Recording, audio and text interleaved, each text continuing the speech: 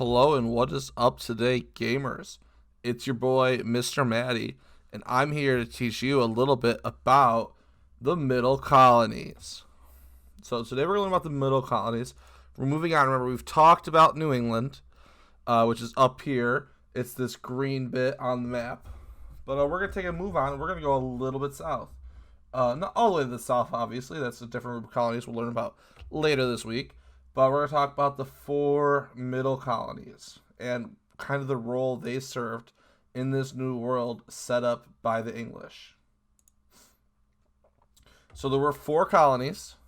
We had New York. Hey, that's us. New Jersey, Pennsylvania, and Delaware. So we have the 4 colonies here, and these comprise the Middle Colonies. And again, notice how kind of New England's right here, so that's what we've been learning about here.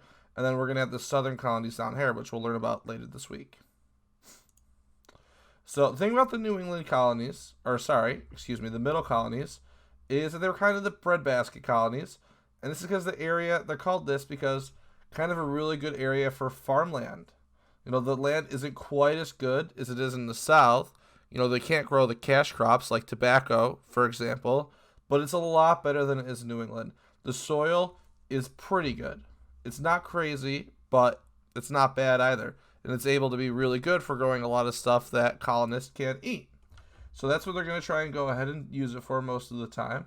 As you can see, the closer you are to the rivers, bodies of water, the more you're going to be able to grow kind of crops for food. And then the further you get inland, the more it's going to be areas for like hunting, furs, and skins. And again, these are the areas that settle get first, right? Near the coast, that's where people are going to settle. So if you settle inland, further inland, there's not going to be as many towns. You know, a farm might not make as much sense as trying to live a little bit more off the land and hunting a bit.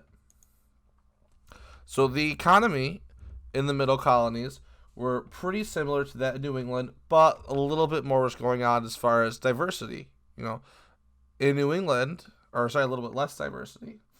The weather is going to play a big role in the economy in the Middle Colonies, and this is for a couple different reasons. One, there's going to be more farming available in New England because, one, the soil is better, and 2, the winters are not quite as harsh. And I know that might sound a bit weird saying, like, you know, we live in New York here in the Finger Lakes, and we do have quite a bit of harsh winters on occasion. At this time, in most of the Middle Colonies, so like Pennsylvania, Delaware, New Jersey, the winters aren't as harsh as they are in New England, so you're able to grow more food, and you have a longer growing season, and when your soil's better, you're going to be more successful growing. So these farmers that lived here in the Middle Colonies were able to grow staple crops like wheat, like barley, like oats. You know, you can grow a lot of food, enough that you can feed yourselves, but you have leftover food to sell. And again, that when you have that leftover food to sell, that's when you're going to get your really diverse economies going. Farmers are also going to raise a lot of livestock, which of course is like animals, like cows, sheep, pigs, that sort of thing. So in the Middle Colonies, again, we're looking at a lot of farming, but it's not quite all farming. There is some other stuff going on. There is a little bit of industry or like factories. So this colony was kind of in the middle, not just in land. Of course, it was in the middle as far as land, but it was also in the middle as far as what it had for itself. So compared to New England, it definitely had more farming than New England, but it's going to have less industry. Remember, in New England, we have a lot of industry such as shipbuilding and, you know, maritime factories using whales to produce whale oil. We don't have that so much in the Middle Colonies. Again, there's a bit, but not quite as much. But again, compared to the South, we're not going to have massive farms like they did in the South. But compared to the South, there's going to be a lot more industry. The South's going to focus mostly on only farming. Compared to the South, there was more wealth equality in the Middle Colonies. You know, a lot of people, wealth equality meaning, you know, people have generally the same amount of worth. There's not a huge difference between the really rich and the poor. So the middle colonies, it's not too bad, right? There's not a huge gap. But compared to New England, there was more wealth inequality or more differences in wealth between the average person.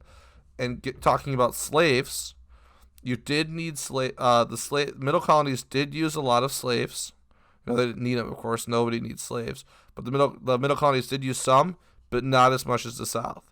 So I think as you see the demand for farming increase, that's when slavery is going to go up. So more farming you see, the more slave usage you're going to see throughout all of the colonies.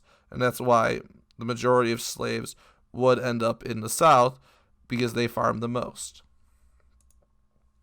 Where you're going to see a lot of the role of workers get filled in the Middle Colonies is something called the indentured servant. So indentured servants filled a lot more of those needs for labor than slaves did. An indentured servant was someone that would come over, and they wouldn't be able to, if they wanted to come to the New World, but they weren't able to afford the trip. It was really expensive to be able to afford to come over, and they weren't sure, they wouldn't be able to afford anything once they got here.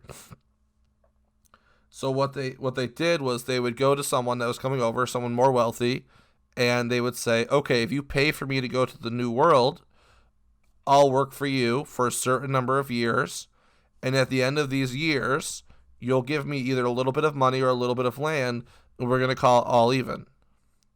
So you would say, maybe 7 years. So if I was a young, maybe, a little poor English lad, and I wanted to come to the New World, I might find, a wealthier person coming to the New World and say, look, I'll work for you for the first 7 or 8 years. I'm over there. You need to pay for my passage. Does that sound like a good deal? And typically, they would agree, because if you were coming over, you had a big farm, it would be helpful to have someone to work for you and be able to boss them around. But life was pretty tough for indentured servants. I'm actually going to play you a video right now on it. Oops, that's not what I was. Abort. All right. Century, Virginia's tobacco plantations were thriving, but attracting new laborers was becoming difficult. Virginia's reputation had spread. The colony had little food, rampant disease, and continuous conflicts with the Indians. Potential settlers from England were hesitant to come. To fill jobs, plantation owners offered to pay a worker's passage to America in exchange for 5 to 7 years of labor. Indentured servitude, throughout the colonial period is the principal way of populating the colonies. You get your benefit up front, which is your passage over, and then you have to pay it off. Over, first it's 7 years, then as the tobacco industry becomes more productive, it goes down to 5 and even 4 years. Like slaves, indentured servants could be bought or sold, could not marry without the permission of their owner, and could be beaten for the slightest disobedience. But if they survived their term of indenture, they could eventually be freed and earn freedom dues, a payment from their masters in either land or money. Only landowners could vote or serve in the local government.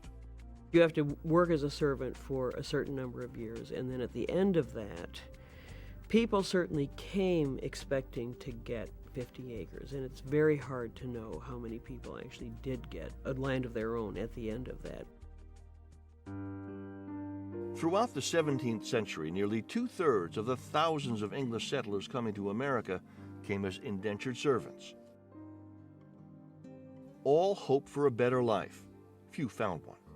The severe lifestyle often led to illness, injury, and early death, a reality that deterred the English from coming and pushed plantation owners to look to Africa for labor.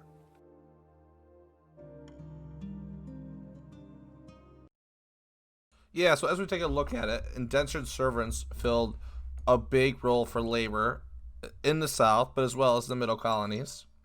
So one thing that's kind of unique about the Middle Colonies is it's actually going to be kind of a melting pot of different cultures. If we take a look at New England colonies, these were almost exclusively people from England. All the people that settled here were typically Puritans from England. Remember, no one else had rights. To have rights in the Middle Colonies or New England colonies, you had to be from New England. And in the South, that's kind of the same. It's pretty much only people from England. The biggest difference is the Middle Colony is going to see kind of settlers from different parts of Europe. So originally, New York was actually settled by the Dutch, and it was going to be called New Amsterdam. We'll get into that a little bit more in a minute here. But there's a lot of Dutch people that live in New York in this area. We're also actually going to see some Swedes, people from Sweden, that settle in the Middle Colonies. So it was very different from New England and the southern colonies, in that the middle colonies had people from all over. I don't know why I just exited to move a slide. I think my brain stopped working. So New York, and again, New York originally founded by the Dutch. So the English would create New York and New Jersey from a former Dutch territory. So this whole area, originally New York and New Jersey, was controlled by the Dutch, and it was called New Netherlands. And of course, again, I'm sorry, I'm struggling with minimizing and maximizing what I need to do. Everyone kind of is roughly familiar with the story of how the Dutch bought Manhattan, or were near the one of the boroughs of New York City right now, for a bunch of beads. But that story is actually not quite true. So we're gonna watch a quick video on the whole story behind the Dutch purchasing Manhattan.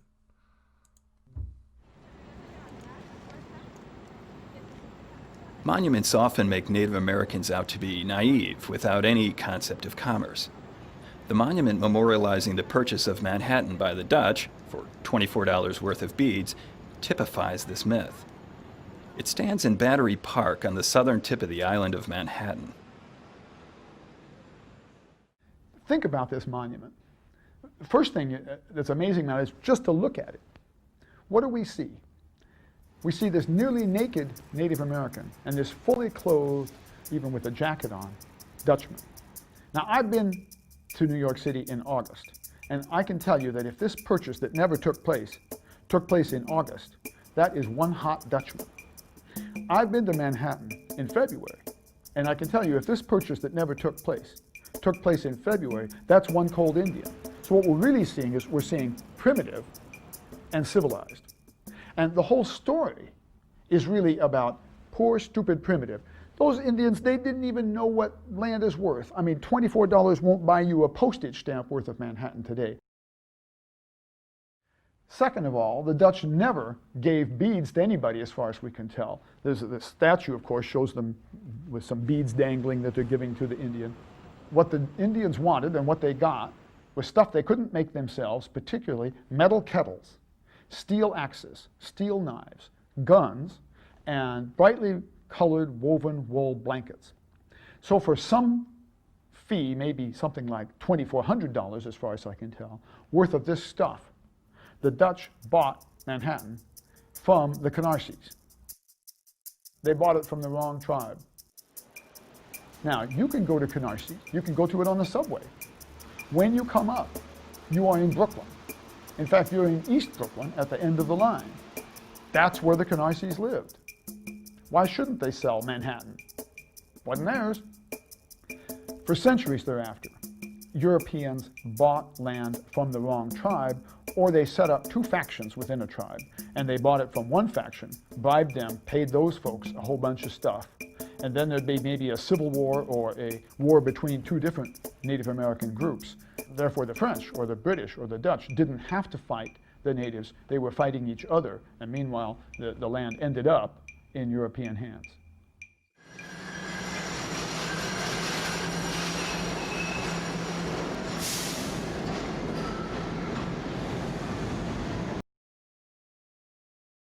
Yeah, so the Dutch did buy Manhattan, but it wasn't for a bunch of beads. It was actually a lot of valuable stuff. And in addition to that, the tribe that sold it didn't really lose anything because they didn't live there anyway. So, so this land was owned by the Dutch, and this whole area was called New Netherlands. And the most important settlement was called New Amsterdam.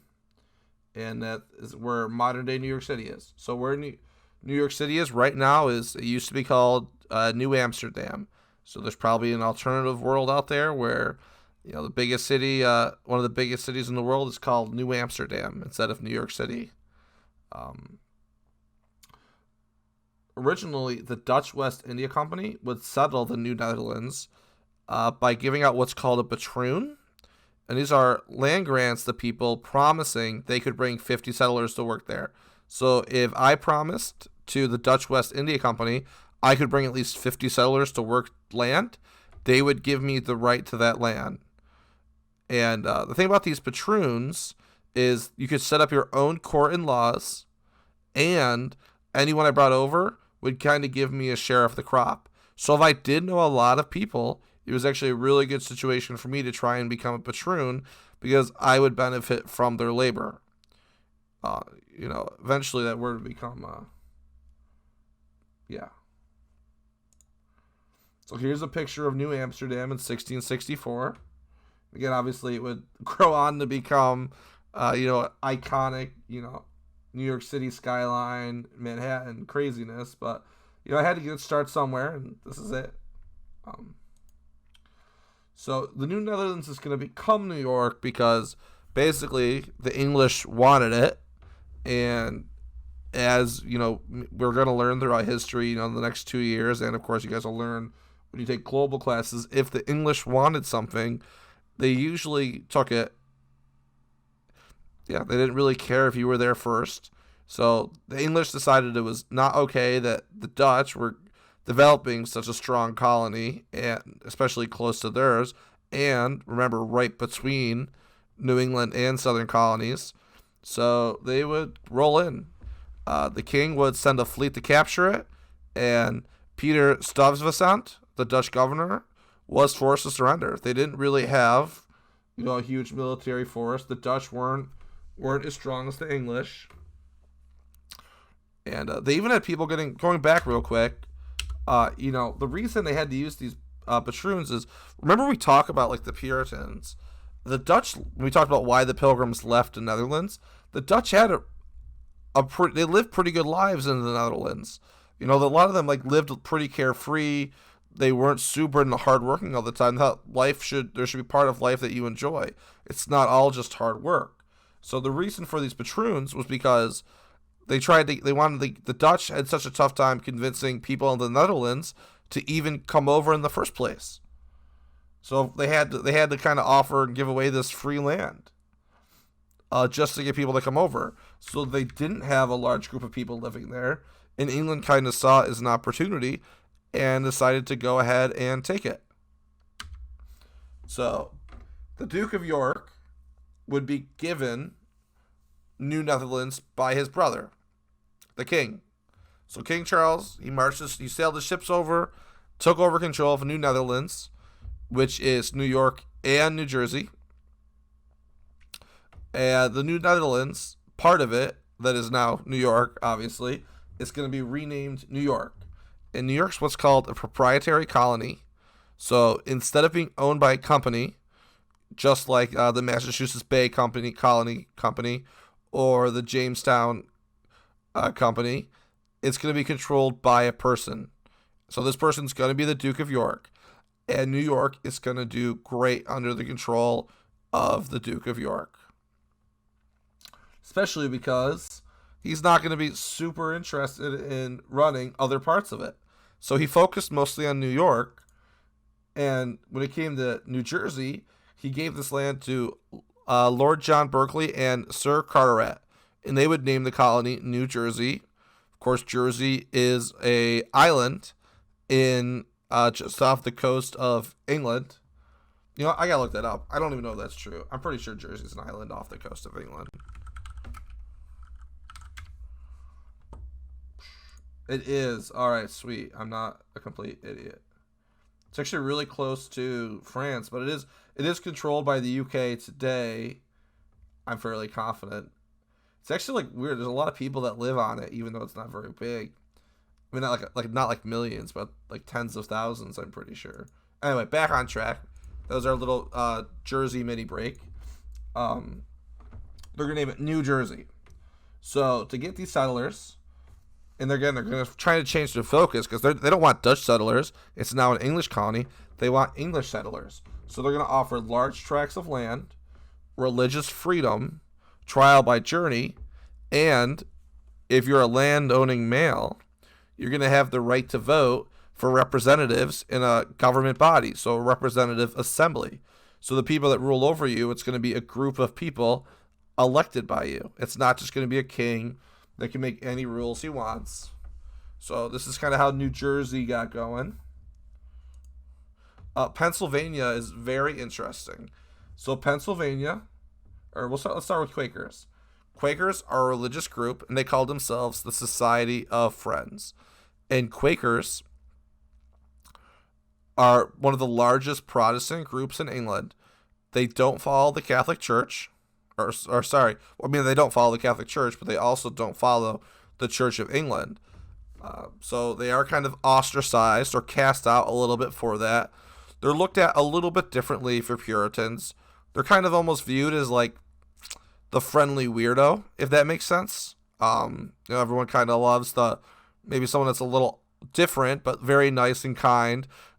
They also refused to fight in wars, which the king didn't love, because of course the king would want them to fight in wars. And let's play. We'll talk first, and we'll watch the video. Quick change of plans here.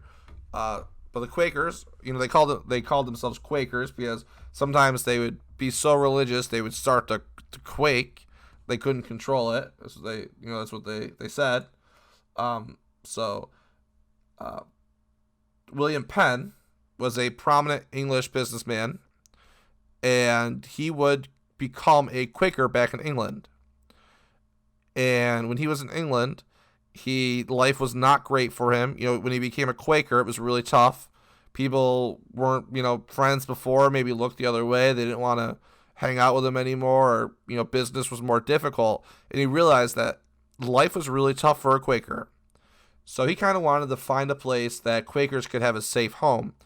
And luckily for him, the King Charles owed his dad a large debt, and his dad had passed away, so now the king owed William Penn a large debt. And the king had trouble paying it because, remember, England was going through a bit of a Great Depression around this time. And William Penn went to the king and said, if you give me the right to settle this land, I'll forgive the debt, and we'll call it all square. And the king said, okay, that's fine. You and you Quakers can go live in this land, and I won't have to pay you the debt. That sounds good to me. So William Penn would take this land and name it Pennsylvania. It's not an egotistical move at all, for sure. And he would found this colony of Pennsylvania on the idea of true religious freedom. Quakers believed in equality for all. They didn't believe that even men and women they thought were equal, which obviously we believe that now. We know that's true now. But historically, this was very different from common ways of thinking back then. So Philadelphia would become the main town in Pennsylvania, and it would grow to eventually be the largest city in the colonies. And it would become the largest city since the forming of that large Choctaw city near Tulsa. Toledo, not Tulsa. So, as I said, Quakers believed everyone was equal, and William Penn was very fair with Native Americans. He didn't think that they should take advantage of the Native Americans just because maybe they had a technological advantage or valued things differently from the Native Americans. He even believed that, look, the Native Americans own the land. Just because the king gave me the right to settle, it doesn't make it mine.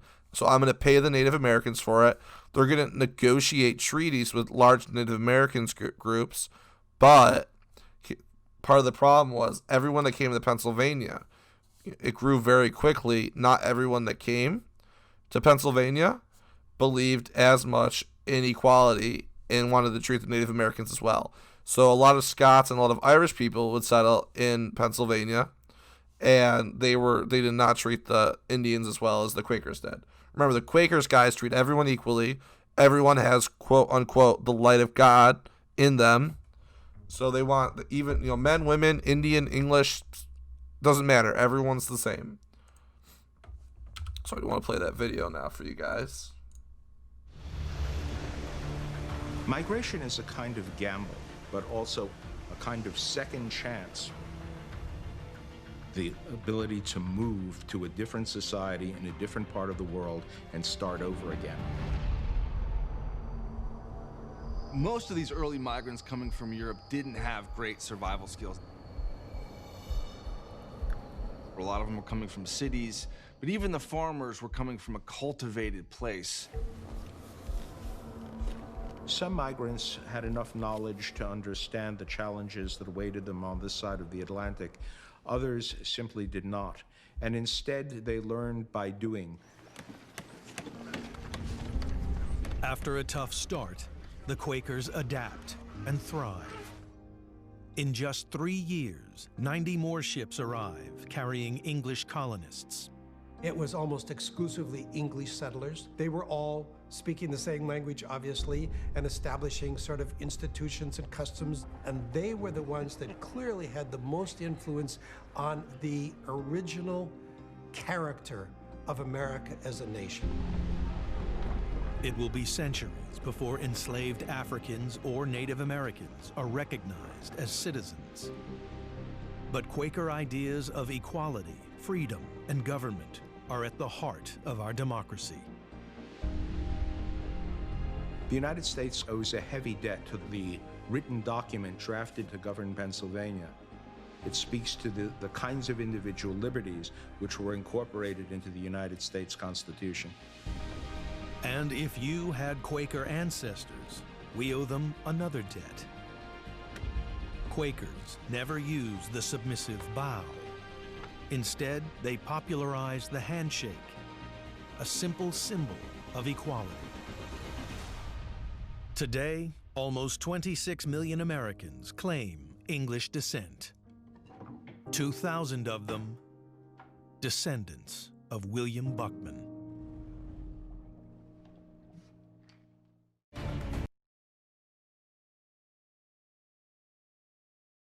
Forgot to unmute myself there. So yeah, so Quakers, good people. Whenever you read history about someone being a Quaker, know that they treated everyone like they would want to be treated themselves. So let's talk about the last Middle Colony. This is Delaware. So Delaware was formed in 1682, and originally it was the southern part of Pennsylvania. And originally it was settled from people from Sweden and the Netherlands before the English took over. So William Penn let the people in this area actually have their own government. So even though the area technically was William Penn's right to settle it, he let the people that were already there create their own government, and this settlement would become Delaware. And just like Pennsylvania, Delaware had religious toleration. They weren't super tough. It didn't matter what your religion was. Remember, guys, in New England, if you weren't a Puritan, you didn't have rights to vote in their government body, right? You basically weren't a citizen if you weren't Puritan. You could live there, but you definitely wouldn't be a normal member of society. In Pennsylvania and Delaware, didn't matter what your religion was. As long as you met the other requirements, you were a full citizen. Yeah, so that's actually it for all I have, guys. Remember, most important thing is that the Middle Colonies were in the middle. They were kind of in between in almost every single way, New England colonies and the Southern colonies. They farmed a bunch, but not as much as the South, and more than New England. They had some industry, especially down around in here, around New York City, but not quite as much as New England. And they had some slaves, especially the further south you went, more than New England, but less than the South. So the Middle Colonies are in almost every way the middle, except for they have more diversity as far as the kinds of people that live there. Because remember, they have people from a little bit all over Europe compared to the South and compared to New England, which is almost all Englishmen. All right, that's it for me today. Make sure you like and subscribe. No, I'm kidding. I don't think you can like or subscribe to Ed Puzzle.